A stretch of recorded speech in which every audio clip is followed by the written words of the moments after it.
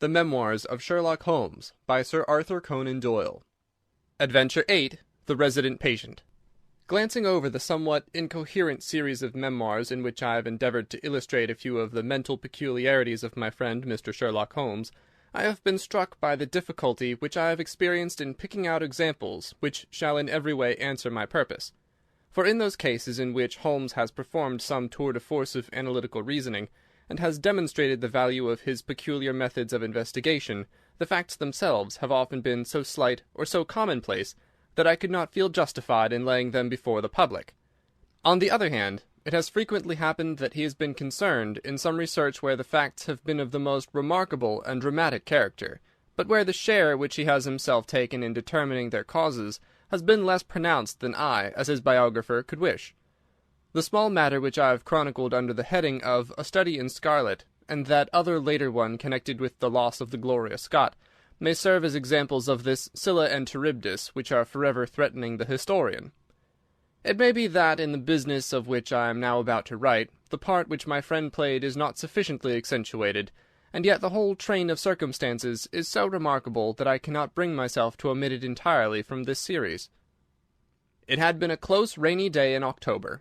Our blinds were half drawn, and Holmes lay curled upon the sofa, reading and re-reading a letter which he had received by the morning post. For myself, my term of service in India had trained me to stand heat better than cold, and a thermometer of 90 was no hardship. But the paper was uninteresting. Parliament had risen, everybody was out of town, and I yearned for the glades of the New Forest or the shingle of South Sea. A depleted bank account had caused me to postpone my holiday, and as to my companion, neither the country nor the sea presented the slightest attraction to him. He loved to lie in the very centre of 5 millions of people, with his filaments stretching out and running through them, responsive to every little rumour or suspicion of unsolved crime.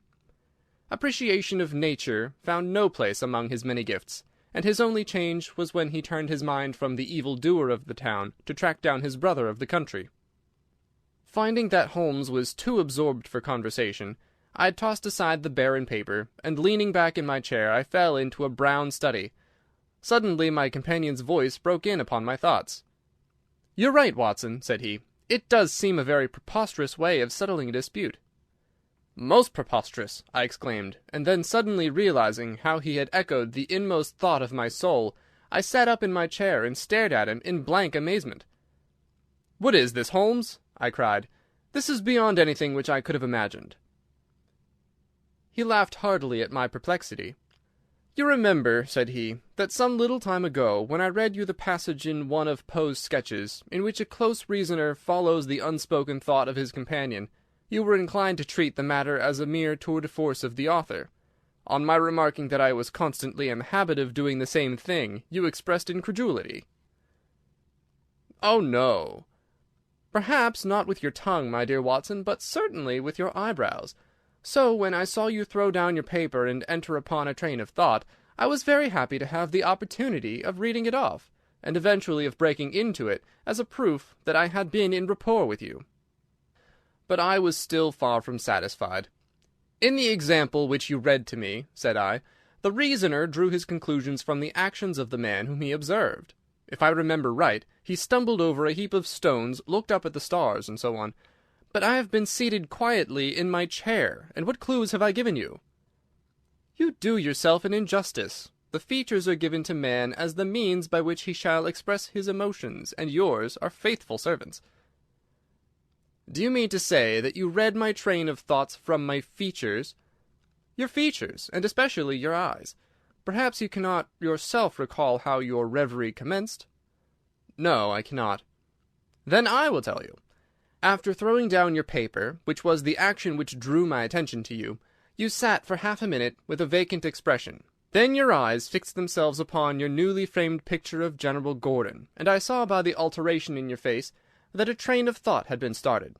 But it did not lead very far.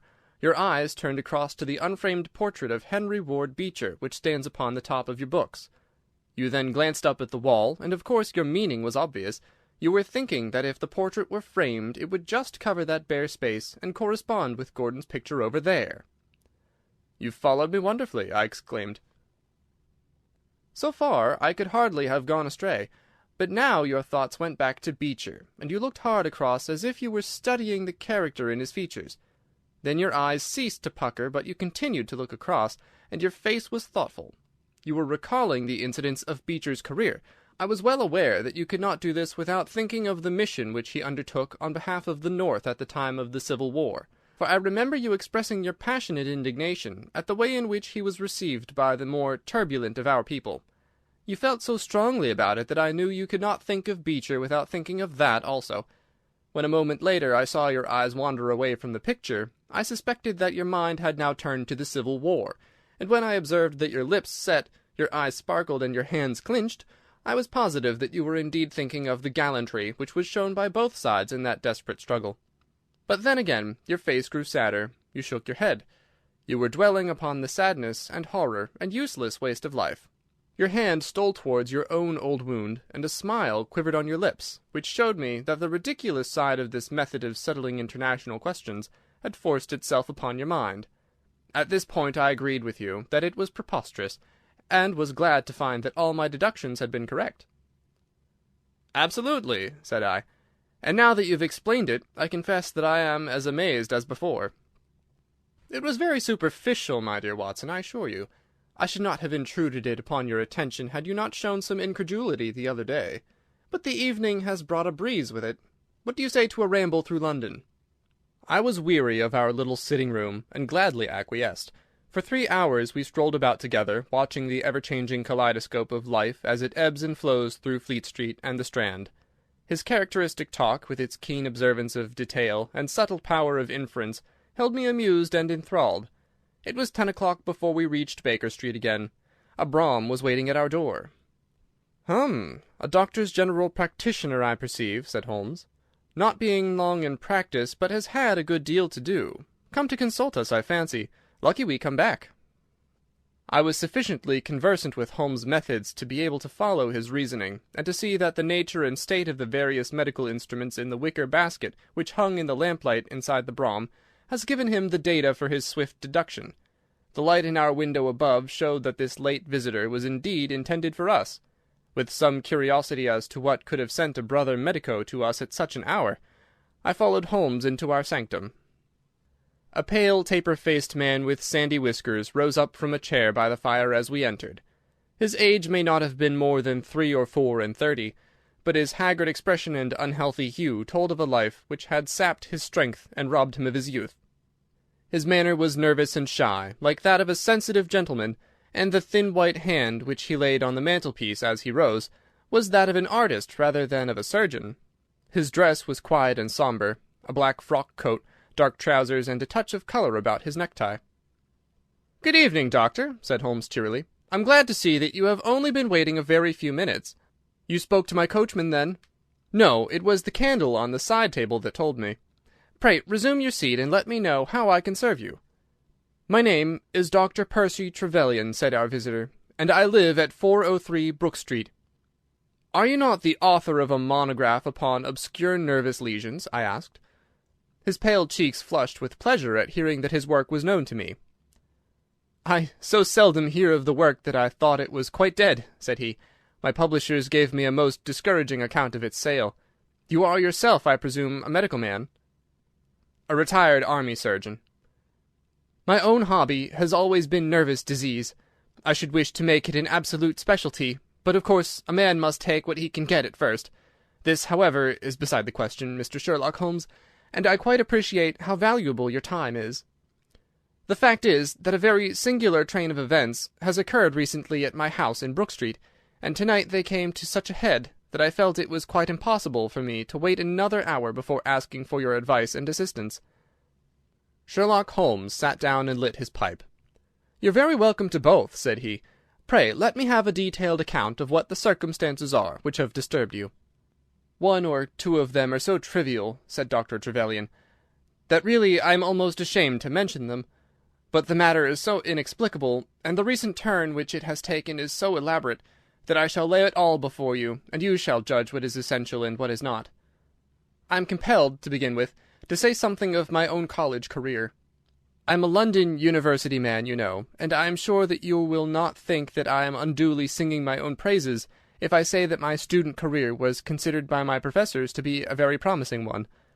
After I had graduated, I continued to devote myself to research, occupying a minor position in King's College Hospital, and I was fortunate enough to excite considerable interest by my research into the pathology of catalepsy, and finally to win the Bruce Pinkerton Prize and Medal by the monograph on nervous lesions to which your friend has just alluded. I should not get too far if I were to say that there was a general impression at that time that a distinguished career lay before me. But the one great stumbling block lay in my want of capital. As you will readily understand, a specialist who aims high is compelled to start in one of a dozen streets in the Cavendish Square quarter, all of which entail enormous rents and furnishing expenses. Besides this preliminary outlay, he must be prepared to keep himself for some years, and to hire a presentable carriage and horse. To do this was quite beyond my power, and I could only hope that by economy I might in 10 years' time save enough to enable me to put up my plate. Suddenly, however, an unexpected incident opened up quite a new prospect to me. This was a visit from a gentleman of the name of Blessington, who was a complete stranger to me. He came up to my room one morning, and plunged into business in an instant. "You are the same Percy Trevelyan who has had so distinguished a career and won a great prize lately," said he. I bowed. "Answer me frankly," he continued, "for you will find it to your interest to do so. You have all the cleverness which makes a successful man. Have you the tact?" I could not help smiling at the abruptness of the question. "I trust that I have my share," I said. "Any bad habits? Not drawn towards drink, eh?" "Really, sir," I cried. "Quite right, that's all right. But I was bound to ask, with all these qualities, why are you not in practice?" I shrugged my shoulders.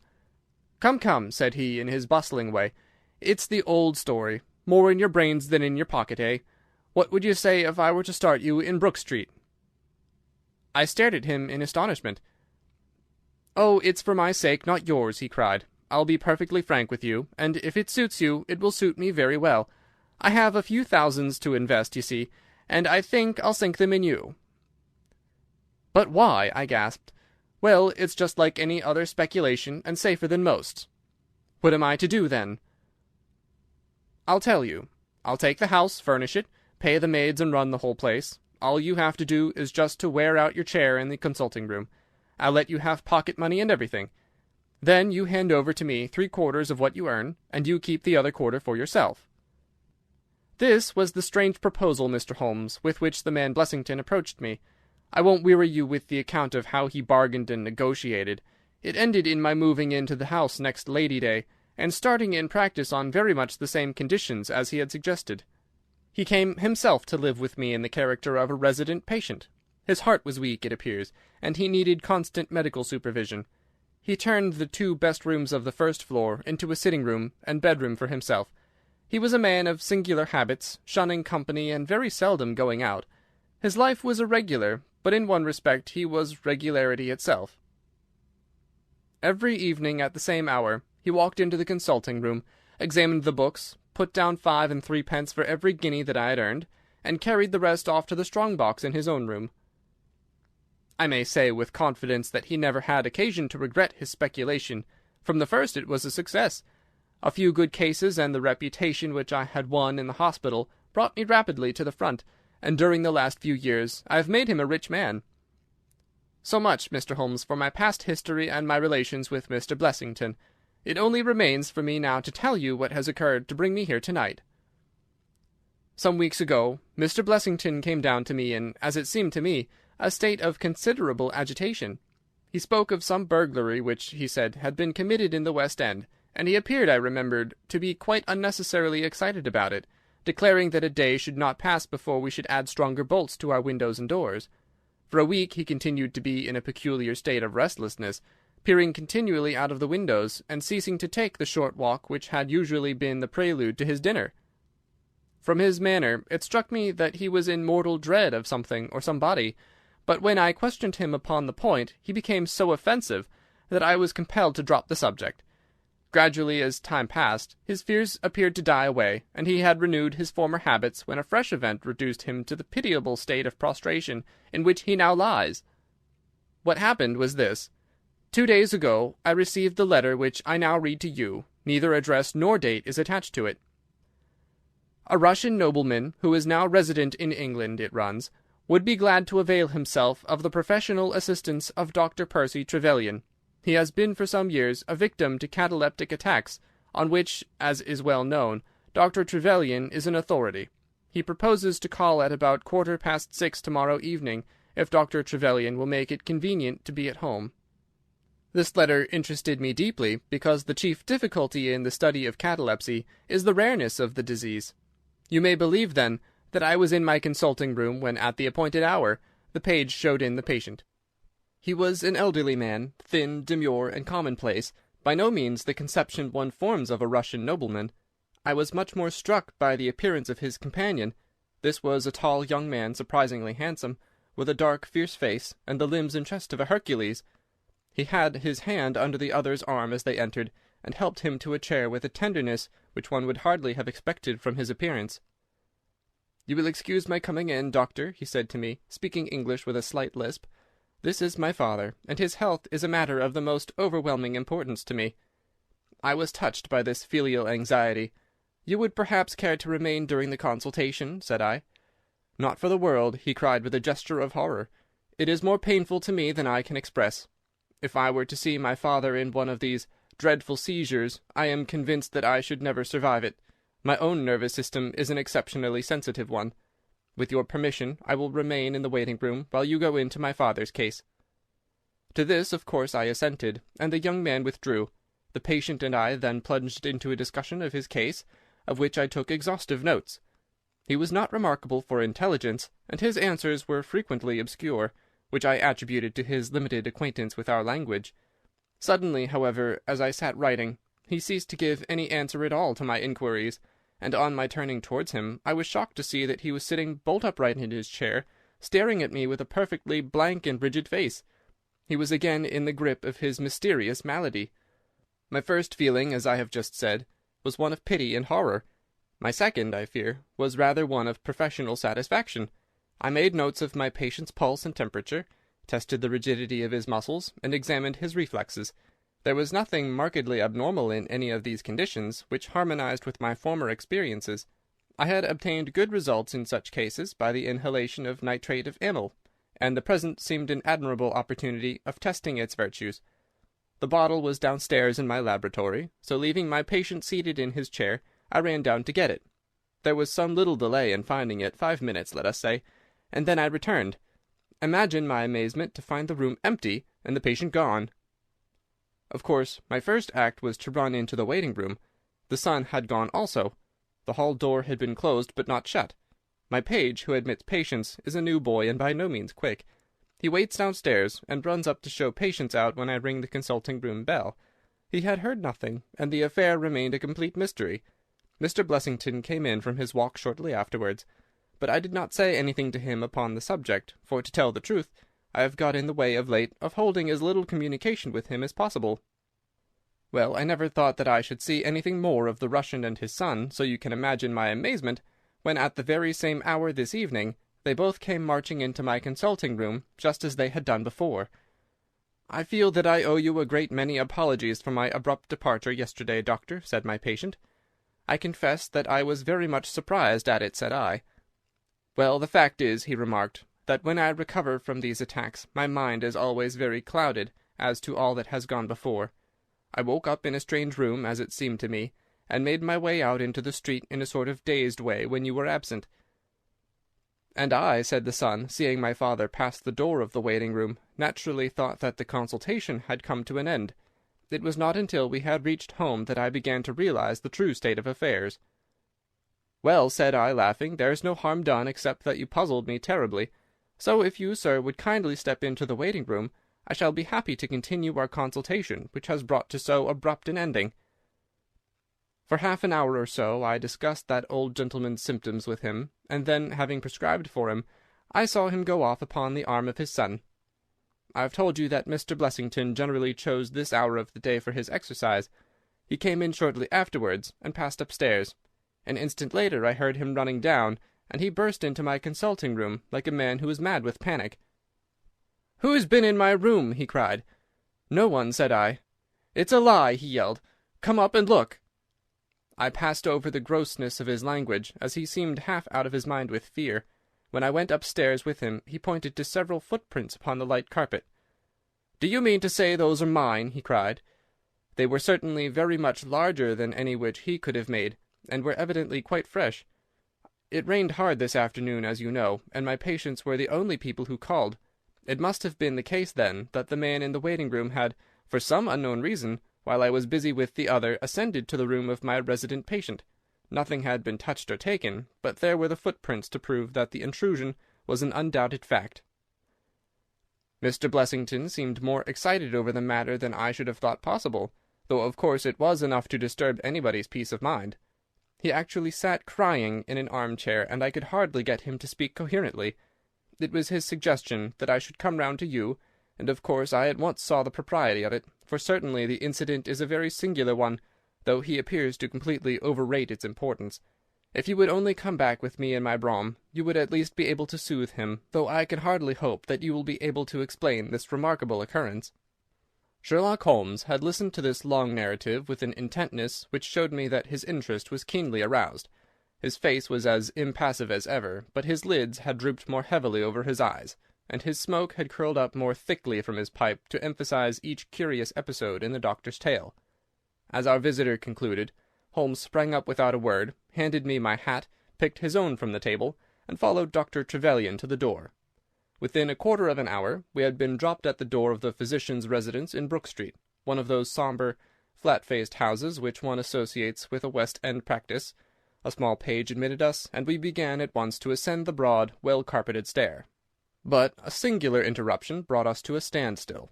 The light at the top was suddenly whisked out, and from the darkness came a reedy, quivering voice. "I have a pistol," it cried. "I give you my word that I'll fire if you come any nearer." "This really grows outrageous, Mr. Blessington," cried Dr. Trevelyan. "Oh, then it is you, doctor," said the voice, with a great heave of relief. "But those other gentlemen, are they what they pretend to be?" We were conscious of a long scrutiny out of the darkness. "Yes, yes, it's all right," said the voice at last. "You can come up, and I'm sorry if my precautions have annoyed you." He relit the stair gas as he spoke, and we saw before us a singular-looking man, whose appearance, as well as his voice, testified to his jangled nerves. He was very fat, but had apparently at some time been much fatter, so that the skin hung about his face in loose pouches, like the cheeks of a bloodhound. He was of a sickly colour, and his thin sandy hair seemed to bristle up with the intensity of his emotion. In his hand he held a pistol, but he thrust it into his pocket as we advanced. "Good evening, Mr. Holmes," said he. "I'm sure I am very much obliged to you for coming round. No one ever needed your advice more than I do. I suppose that Dr. Trevelyan has told you of this most unwarrantable intrusion into my rooms?" "Quite so," said Holmes. "Who are these two men, Mr. Blessington, and why do they wish to molest you?" "Well, well," said the resident patient in a nervous fashion. "Of course it is hard to say that. You can hardly expect me to answer that, Mr. Holmes." "Do you mean that you don't know?" "Come in here, if you please. Just have the kindness to step in here." They led the way into his bedroom, which was large and comfortably furnished. "You see that," he said, pointing to a big black box at the end of his bed. "I have never been a very rich man, Mr. Holmes. Never made but one investment in my life, as Dr. Trevelyan would tell you. But I don't believe in bankers. I would never trust a banker, Mr. Holmes. Between ourselves, what little I have is in that box, so you can understand what it means to me when unknown people force themselves into my rooms." Holmes looked at Blessington in his questioning way, and shook his head. "I cannot possibly advise you if you try to deceive me," said he. "But I have told you everything." Holmes turned on his heel with a gesture of disgust. "Good night, Dr. Trevelyan," said he. "And no advice for me?" cried Mr. Blessington in a breaking voice. "My advice to you, sir, is to speak the truth." A minute later we were in the street and walking for home. We had crossed Oxford Street and were half-way down Harley Street before I could get a word from my companion. "Sorry to bring you out on such a fool's errand, Watson," he said at last. "It is an interesting case, too, at the bottom of it." "I can make little of it," I confessed. "Well, it is quite evident that there are two men, more perhaps, but at least two, who are determined for some reason to get at this fellow Blessington.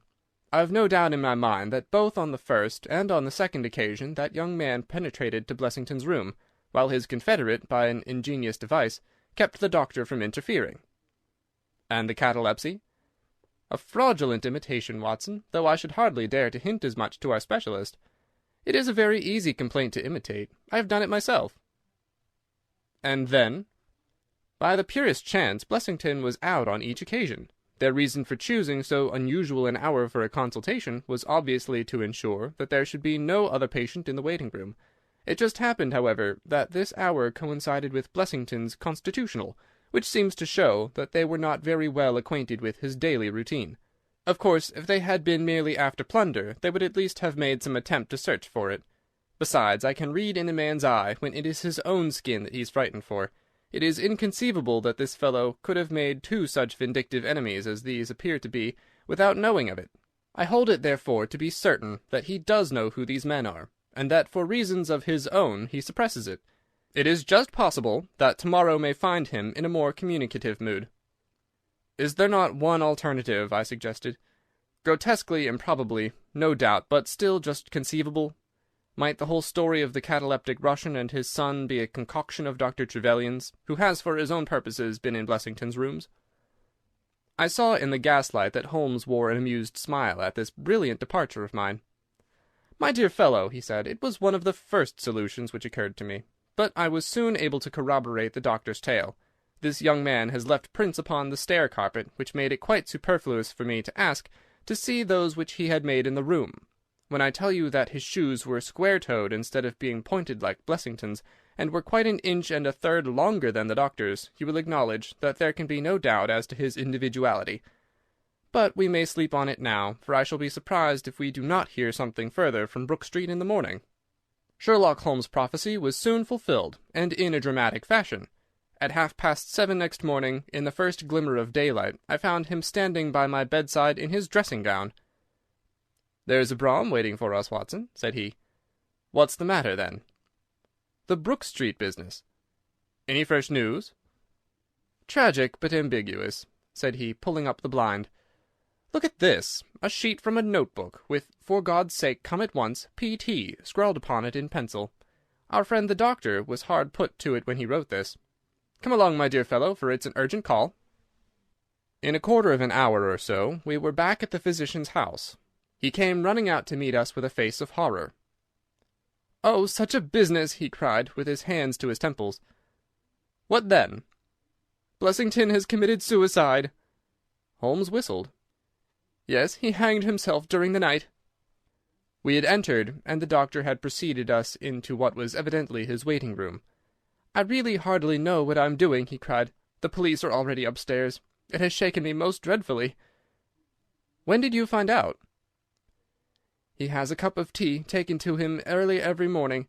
When the maid entered, about 7, there the unfortunate fellow was hanging in the middle of the room. He had tied his cord to the hook on which the heavy lamp used to hang, and he had jumped off from the top of the very box that he showed us yesterday." Holmes stood for a moment in deep thought. "With your permission," said he at last, "I should like to go upstairs and look into the matter." We both ascended, followed by the doctor. It was a dreadful sight which met us as we entered the bedroom door. I have spoken of the impression of flabbiness which this man Blessington conveyed. As he dangled from the hook, it was exaggerated and intensified until he was scarce human in his appearance. The neck was drawn out like a plucked chicken's, making the rest of him seem the more obese and unnatural by the contrast. He was clad only in his long nightdress, and his swollen ankles and ungainly feet protruded starkly from beneath it. Beside him stood a smart-looking police inspector, who was taking notes in a pocket-book. "Ah, Mr. Holmes," said he heartily as my friend entered. "I'm delighted to see you." "Good morning, Lanner," answered Holmes. "You won't think me an intruder, I'm sure. Have you heard of the events which led up to this affair?" "Yes, I heard something of them." "Have you formed any opinion?" "As far as I can see, the man has been driven out of his senses by fright. This bed has been well slept in, you see. There's his impression, deep enough. It's about 5 in the morning, you know, that suicides are most common. That would be about his time for hanging himself. It seems to have been a very deliberate affair." "I should say that he has been dead about 3 hours, judging by the rigidity of the muscles," said I. "Noticed anything peculiar about the room?" asked Holmes. "Found a screwdriver and some screws on the wash-hand stand. Seems to have smoked heavily during the night, too. Here are 4 cigar ends that I picked out of the fireplace." Said Holmes. "Have you got his cigar holder?" "No, I've seen none." "His cigar case, then?" "Yes, it was in his pocket." Holmes opened it and smelled the single cigar which it contained. "Oh, this is an Havana, and these others are cigars of the peculiar sort which are imported by the Dutch from their East Indian colonies. They're usually wrapped in straw, you know, and are thinner for their length than any other brand." He picked up the 4 ends and examined them with his pocket lens. "2 of these have been smoked from a holder, and 2 without," said he. "2 have been cut by a not very sharp knife, and 2 have had the ends bitten off by a set of excellent teeth. This is no suicide, Mr. Lanner. It is a very deeply planned and cold-blooded murder." "Impossible!" cried the inspector. "And why?" "Why should anyone murder a man in so clumsy a fashion as by hanging him? That is what we have to find out." "How could they get in?" "Through the front door." It was barred in the morning." "Then it was barred after them." "How do you know?" "I saw traces. Excuse me a moment, and I may be able to give you some further information about it." He went over to the door, and turning the lock he examined it in his methodical way. Then he took out the key, which was on the inside, and inspected that also. The bed, the carpet, the chairs, the mantelpiece, the dead body, and the rope were each in turn examined, until at last he professed himself satisfied, and with my aid and that of the inspector cut down the wretched object and laid it reverently under a sheet. "How about this rope?" he asked. "It is cut off this," said Dr. Trevelyan, drawing a large coil from under the bed. "He was morbidly nervous of fire, and always kept this beside him, so that he might escape by the window in case the stairs were burning." "That must have saved them trouble," said Holmes thoughtfully. "Yes, the actual facts are very plain. I shall be surprised if by the afternoon I cannot give you the reasons for them as well. I will take this photograph of Blessington which I see upon the mantelpiece, as it may help me in my inquiries." "But you've told us nothing!" cried the doctor. "Oh, there can be no doubt as to the sequence of events," said Holmes. "There were 3 of them in it, the young man, the old man, and a third, to whose identity I have no clue. The first 2, I need hardly remark, are the same who masqueraded as the Russian count and his son, so we can give a very full description of them. They were admitted by a confederate inside the house. If I might offer you a word of advice, Inspector, it would be to arrest the page, who, as I understand, has only recently come into your service, Doctor." "The young imp cannot be found," said Dr. Trevelyan. "The maid and the cook have just been searching for him." Holmes shrugged his shoulders. "He has played a not unimportant part in this drama," said he. "The 3 men having ascended the stairs, which they did on tiptoe, the elder man first, the younger man second, and the unknown man in the rear." "My dear Holmes!" I ejaculated. "Oh, there could be no question as to the superimposing of the footmarks. I had the advantage of learning which was which last night. They ascended then to Mr. Blessington's room, the door of which they found to be locked. With the help of a wire, however, they forced round the key, even without the lens, you will perceive by the scratches on this ward, where the pressure was applied. On entering the room, their first proceeding must have been to gag Mr. Blessington. He may have been asleep, or he may have been so paralyzed with terror as to have been unable to cry out. These walls are thick, and it is conceivable that his shriek, if he had time to utter one, was unheard. Having secured him, it is evident to me that a consultation of some sort was held. Probably it was something in the nature of a judicial proceeding. It must have lasted for some time, for it was then that these cigars were smoked. The older man sat in that wicker chair. It was he who used the cigar holder. The younger man sat over yonder. He knocked his ash off against the chest of drawers. The third fellow paced up and down. Blessington, I think, sat upright in the bed, but of that I cannot be absolutely certain. Well, it ended by their taking Blessington and hanging him. The matter was so prearranged that it is my belief that they brought with them some sort of block or pulley which might serve as a gallows. That screwdriver and those screws were, as I conceive, for fixing it up. Seeing the hook, however, they naturally saved themselves the trouble. Having finished their work, they made off, and the door was barred behind them by their confederate. We had all listened with the deepest interest to this sketch of the night's doings, which Holmes had deduced from signs so subtle and minute that even when he had pointed them out to us, we could scarcely follow him in his reasoning. The inspector hurried away on the instant to make inquiries about the page, while Holmes and I returned to Baker Street for breakfast. "I'll be back by 3, said he, when we had finished our meal. "Both the inspector and the doctor will meet me here at that hour, and I hope by that time to have cleared up any little obscurity which the case may still present." Our visitors arrived at the appointed time, but it was 3:45 before my friend put in an appearance. From his expression as he entered, however, I could see that all had gone well with him. "Any news, Inspector?" "We've got the boy, sir." "Excellent, and I have got the men." "You've got them?" we cried, all three. "Well, at least I have got their identity. This so-called Blessington is, as I expected, well known at headquarters, and so are his assailants. Their names are Biddle, Hayward, and Moffat."